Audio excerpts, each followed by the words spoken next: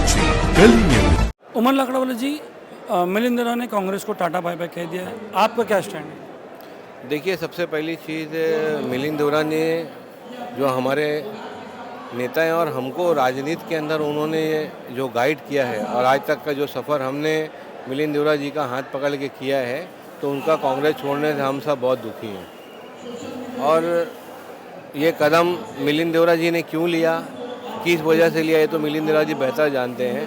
मगर हमने जो पॉलिटिकल स्टैंड देखा था उसमें मिलिंद देवरा जी ने 2 दिन पहले भी ये जब न्यूज़ वायरल हो रही थी तो उन्होंने एक मैसेज डाला था कि देवरा परिवार जो है 55 साल से कांग्रेस पार्टी के साथ खिदमत कर रहा है और इस किस्म की अफवाहों पे ध्यान मत दो, इस किस्म की बातें की थी। तो कहीं ना कहीं मैं चाहता था कि मेरे जो समझ में आ रहा था कि मिलिंद देवरा जी हाईकमांड तक कुछ मैसेज पहुँचाना चाह रहे हैं। मिलिंद देवरा जी का पार्टी छोड़ने का हम सभी को दुख है। वो एक बहुत ही शानदार लीडर और बहुत ही एजुकेटेड और लोगों को साथ में लेकर चलने वाले हैं। दुख का विषय ये है इसके अंदर कि मिलिंद देवरा जी दूसरे भी जो लोग आज पार्टी का परिवर्तन कर रहे हैं, इसके बारे में जो है कांग्रेस पक्ष को गंभीरता से सोचना चाहिए, गौर करना चाहिए। अगर इस तरीके से लोग पार्टियों को छोड़ कर हटते रहेंगे और बड़े लीडर्स हटते रहेंगे तो कल समाज के अंदर हमको भी वोट मांगने जाना है। जी, आपको ये नहीं लगता है कि जितने भी नए यंग लीडर है, बहुत सारे लीडर है, सचिन पायलट है, बहुत सारे लोगों ने कांग्रेस छोड़ दिया है, तो कहीं ना कहीं कांग्रेस को अपनी नीति बदलना पड़ेगा, यंग लोगों को आगे लाना पड़ेगा? देखिए, बुजुर्ग जो होते हैं वो पार्टी की रीढ़ की हड्डी होते हैं और उनके पास तजुर्बे भरे होते हैं। मगर रीढ़ की हड्डी तो अभी कमज़ोर दिख रही है, हालात वो बता रहे हैं, आंकड़े वो बता रहे हैं। देखिए, कभी कभी ऐसे पॉलिटिक्स के अंदर हालात पैदा होते हैं। जैसा कि आप जानते हो कि इंदिरा जी के मौके पर इंदिरा जी रास्ते पे बाइखला विधानसभा में भी उन्होंने स्टूल पे खड़े होकर लोगों को जोड़ने का काम किया। तो पॉलिटिक्स में उतार चढ़ाव आते हैं, मगर अच्छे लोग जो पॉलिटिक्स में काम करते हैं वो किसी नाराज़गी की बिना पर अगर पक्ष को छोड़ते हैं तो ये दुख की बात है। हमारे बड़े लीडरों को इस बात के ऊपर गौर करना चाहिए कि मिलिंद देवरा जैसे लोग और लीडर्स और दूसरे भी जो लोग पार्टी को छोड़ के परिवर्तन कर रहे हैं तो कुछ ना कुछ बातें होगी, कोई विषय होगा, तो ये बड़ी दुख की बात है और हम सब इस मामले में दुखी हैं। और ये बस इसके आगे आप जाओगे आगे?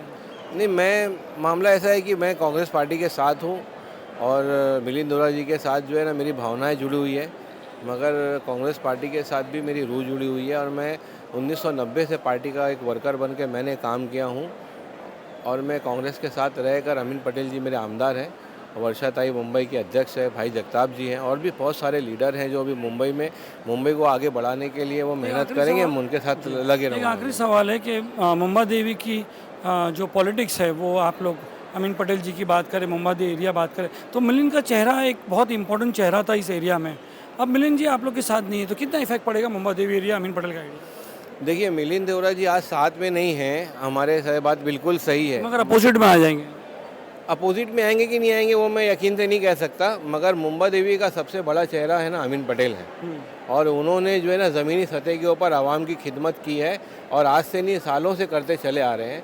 तो मैं समझता हूं कि आने वाले दिनों में अमीन पटेल साहब का चेहरा ही मुंबा देवी एमएलए लोगों, मुंबा देवी की जनता के लिए काफ़ी होगा और हम सब मिल के आने वाले दिनों के अंदर कांग्रेस को मजबूत बनाने का काम करेंगे। एक आखिरी सवाल और आज दिमाग में आ गया कि अभी मिलिंद देवरा जी की सीट खाली हो गई कांग्रेस में, तो क्या लगता है अमीन पटेल जी को चांस मिलेगा मेंबर ऑफ पार्लियामेंट के लिए? देखिए, हर चीज़ इंसान की अपनी किस्मत से होती है और अपने तरीके से होती है। जैसा कि आप जानते हैं कि साउथ मुंबई की जो सीट है वो सीट के ऊपर दावेदारी जो है हमारी अलायंस पार्टी जो है इंडिया गठबंधन की, महा विकास आघाड़ी की शिवसेना यूबीटी है।